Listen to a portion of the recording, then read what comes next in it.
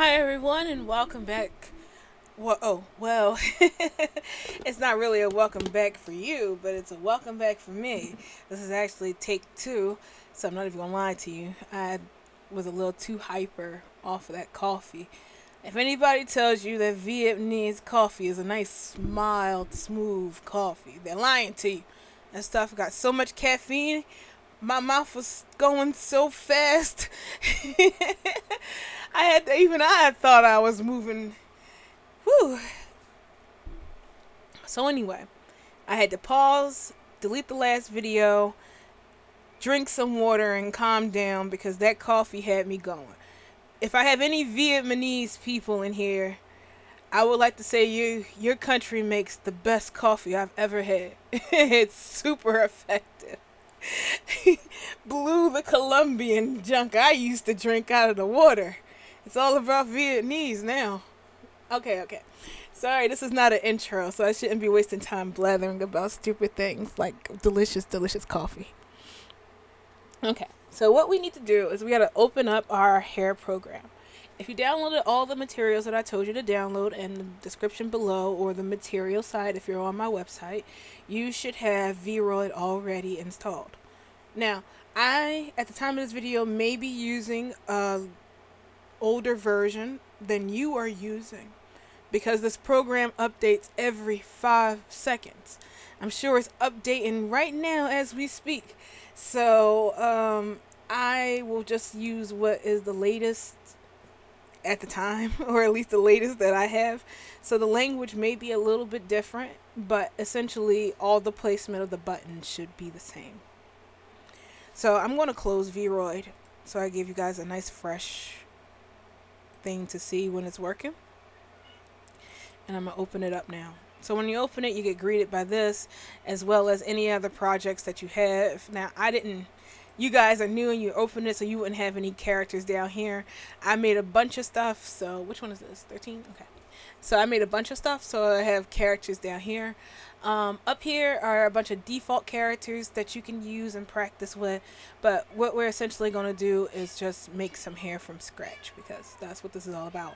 Now, I'm going to apologize in advance because there might be 2 to 3 sounds going on in the background that I have almost absolutely no control of. One is my cats who are in barking season right now. 2 is the washing machine because when you have as many cats as I do, laundry is a consistent, and this one is like right here next to me. Unlike before when I was downstairs and it was all the way across the room, this one is like right here within earshot and it is loud. So again, I apologize for that. And was going to be my husband playing the game when he comes in a couple minutes. So again, I apologize. Okay. So back to the tutorial. So what we need to do is we need to create a new model from scratch. So I want to use, select this plus thing here that says new. And usually I would jump right for the girl because, I love working with female models over male models. However, in the case of making hair with Vroid, the female model is absolutely the wrong model to use. Because she has a cute squishy head, this head is out of scope for a human character. If you're making a furry character or a character with an abnormally large head, then this would work for you. But we're trying to focus on humans now because every time I do a hair tutorial using furries, nobody watches it. So we're going to focus on humans.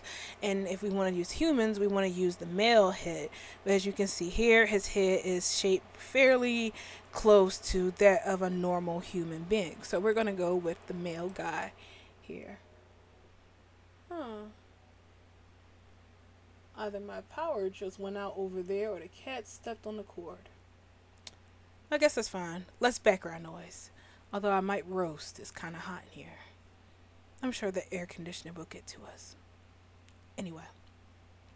So when it opens up and loads, you'll see that you'll have a male character here. And we have to do some modifications to him in order to make him ready for us to use for making hair. The first thing we need to do is we need to shrink his head down because he is an anime character. His head is abnormally large.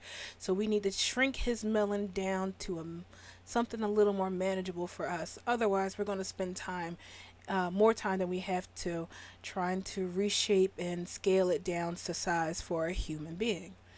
So what we need to do is go over to our body editor at the very top of your screen here. So it says body editor. We're going to click that. Then we're going to move over to the left side of our screen and we're going to select head.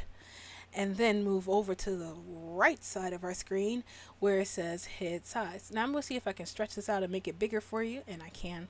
And they have a whole bunch of things for you to work with. We want the head size smaller, and we want to shrink it down to 0.70, and this will give us a head that is closest to a human size Second Life head.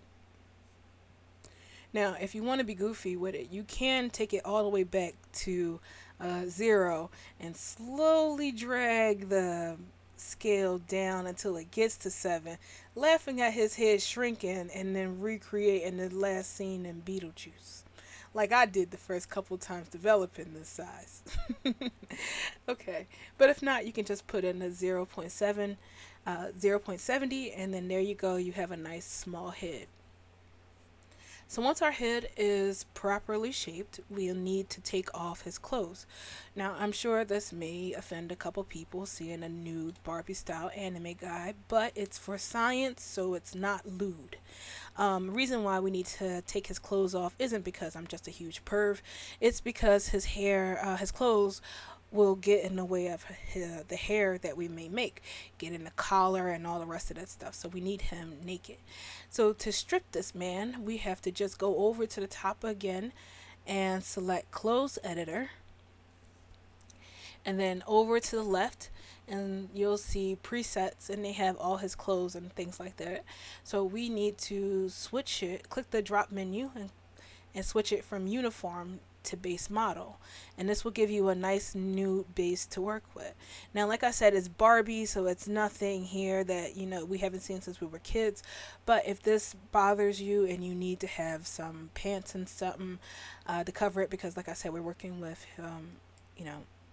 raw back, you can just select bottoms from here and give him a pair of pants if you want, or I don't know. I never really worked with clothes. I wonder how short we can make these. Does he have undergarments? Does he have a pencil skirt?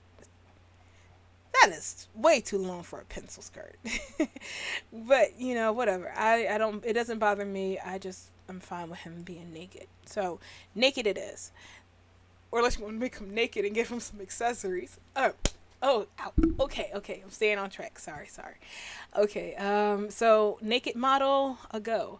So once we have his head shrunken down and he's naked, we can now move on to the other preparation we need to do, and that is working on the hair grid.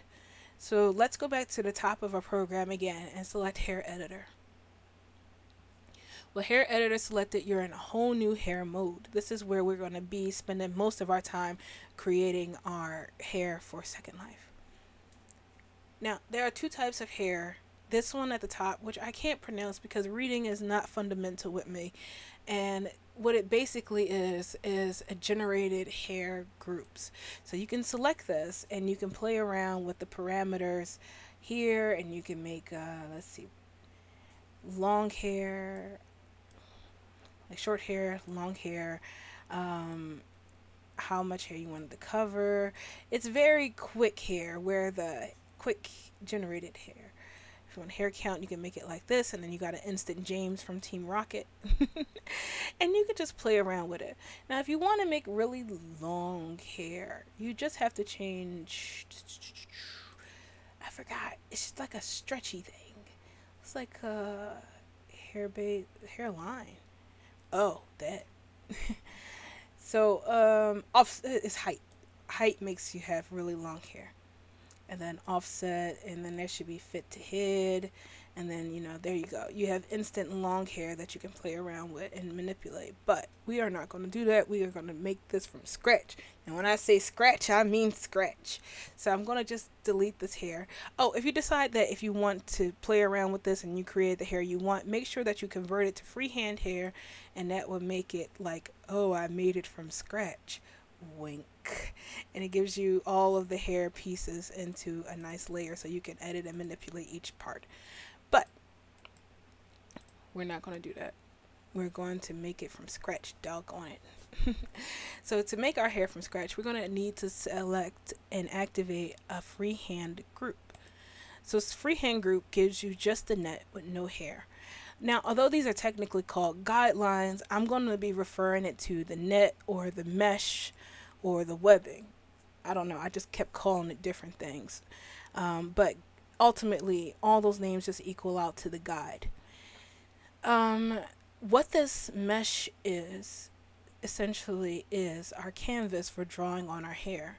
When we select the brush tool and we draw onto our mesh, you see that we're able to create strands of hair onto our model. Now, if you are familiar with Blender and you try to make hair and they tell you how to make curves and stuff like that, these are essentially the same thing. They're generated curves that you get to draw onto the hair, the mesh, and create strands of hair. So that's why I like to use this faster than I like to use this because it's a lot easier and faster than trying to get curves to work. And they're not as heavy as curves either. They're not as pretty as curves though, but we have techniques and stuff in here that will help make that fix that problem. So I'm going to delete this and talk about it some more. So one of the things that you may notice about the hair mesh here, the hair net, is that it's particularly close to the avatar face. And we can actually change that by doing a couple of things. One is doing it manually and the other one is doing it automatically. Manually, all we have to do is select this arrow here at the top and it will bring up edit mode, well, Vroid's version of edit mode, and allow you to manipulate the mesh via these control dots that hit the bottom of it. So when you click on a control dot, you can just pull the mesh out and contort it to any shape that you need in order to make the style of hair that you want. It becomes a little more apparent to how it works when there's actually hair on the mesh, but generally this is what you're going to do in order to shape your hair. Now, at the very top of your screen, you'll notice that there's a button here with two triangles. Well, one triangle split in half if you think of it that way. And this is mirror mode. As it suggests, it allows you to paint hair and then have it mirrored on the other side of the head, making hair creation a lot more simpler, faster, symmetrical, things that blind people like myself need. You should also know that, you should also know that when an edit mirror mode is activated, it allows you to edit the hair mesh in mirror mode as well. This can be good or bad depending on what you're working on. If you're trying to manipulate hair from the sides to create a more floofy like hair, then using this side is actually really good. But I noticed that if you're trying to push hair closer to the scalp like this, it also pushes it in on the face and that in the front, and that is actually not good. So whenever you are trying to do things on the side like this, you want to make sure that yes, you have mirror mode activated. But if you're trying to tighten up your kitchen, which is the back of your hair, then you want to make sure that mirror mode is off. That way, you're only pushing in one side. The back hair and the front can stay great. So you have this nice head shape. So I'm going to delete this again and so we can have a nice fresh start. So that's manual, and the other way we can fix this is completely automatic. So with the edit mode selected, which is the arrow here, select a group. You want to scroll down all the way down on the left side panel until you see guide parameters. Now this guide parameters allows you to automatically set the grid in this pretty much standard states that the game allows you to. One of the things that they have here is fit to head, and we want to turn that to 0, and you see that it is less clingy to your face and is straight down. In my opinion, what I like to do when I'm making hair is that I like to make sure that it is not conformed or fit too closely to the head, because this is not our head shape that we're going to be applying our hair to. So when we have it clinging to the head like this, like going in the face and going down, it's not going to be like that when we go and put it on our second life head, because the head doesn't have the same shape. So we will find ourselves having to make more adjustments to the head to fit that shape that we are working with. So for the sake of, your brain, I like to make sure that my fit to head is always at 0, so that it's not, like sunken in or shrink wrapped to anything. It's just a flat mesh. Um, we also have some more tools here. But that doesn't mean that you can't modify the mesh with the controls. You can still do that if you want to. That's just, my preference. I like to do it to the back, not to the front. That sounds so dirty, but please get your head out of the gutter. All right. So what I like to do also here is it has offset. So this is good for when you have to make different layers of the hair and you want to have like really big hair and stuff. But we'll talk about layers in pretty much the next video, because this is already getting long. When we get to construction. So layer offset pushes the grid further from your head, closer into your head. And you want to make sure that no matter how you offset it, that the mesh, the grid doesn't go too far into your face, because if you try to make it close, like if say you're trying to make finger waves or really short boy hair and you try to curve it or something like that, you'll see that it goes into the face and then you have to pull it out later. So if you were trying to do a hairstyle that is very close, if you're like trying to make a very, very short hair, very, very short, make sure that you pull it out of your face. I can't stress that enough. Alright, so now Control Z makes you do undo, and if you push undo, you could risk the chance of changing your net. So you have to just go inside here and just delete the hair inside of the layers that it create for you. One of the fun parts about this is that you can make either really short hair or really long hair. So you can adjust the net based on that with the height. And this will make it so that your hair is up top for here or really long, which goes down to, I want to say, your butt. However, because we are artists and dreamers, we cannot be constrained to just having butt length hair. Sometimes you have a character with hair that goes all the way down to their ankles, and while it may be the maximum length that they tell you can do with the height gauge, you can actually use the edit tool, grab a dot, and pull it all the way down to as long as you want.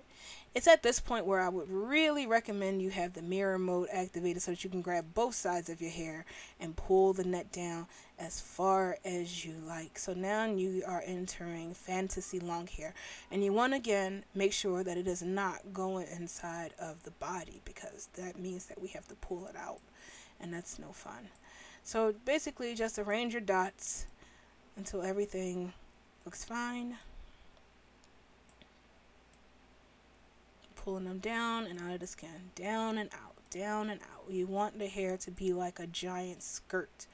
That would be ideal for making fantasy long hair. Just pulling it down and then pulling it out, and not too close to the body. But you can also lengthen your hair when you are in Blender, so there's also that.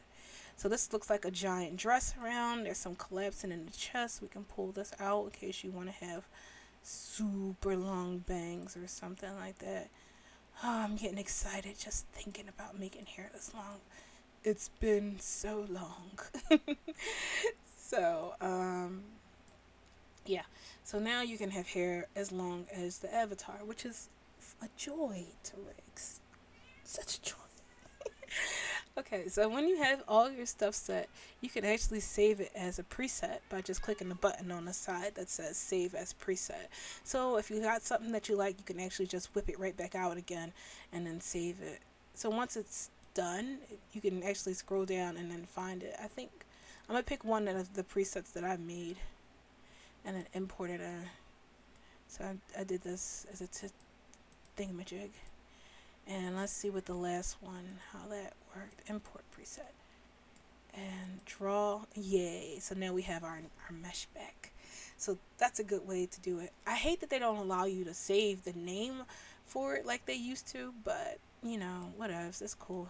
Just import them and see what works for you. So I'm going to delete that and get that out of here. So that's manipulating the mesh and getting everything set up. The next video, which I have to do because we're at the 20-minute mark, is going to explain hair properties and setting up textures, and then after that we're going to get into actually drawing and hairstyles. So I'm so sorry that it's going to take so long to get this stuff done, but like I said, hair creation is so big. It's such a huge topic. So it's going to take a while. But I promise you that once you watch all of this, you'll have a good grasp on how to make hair. And then you can expand on it and make your own style of hair. So I guess I'll see you in the next video where we go on to the next step. So see you guys then.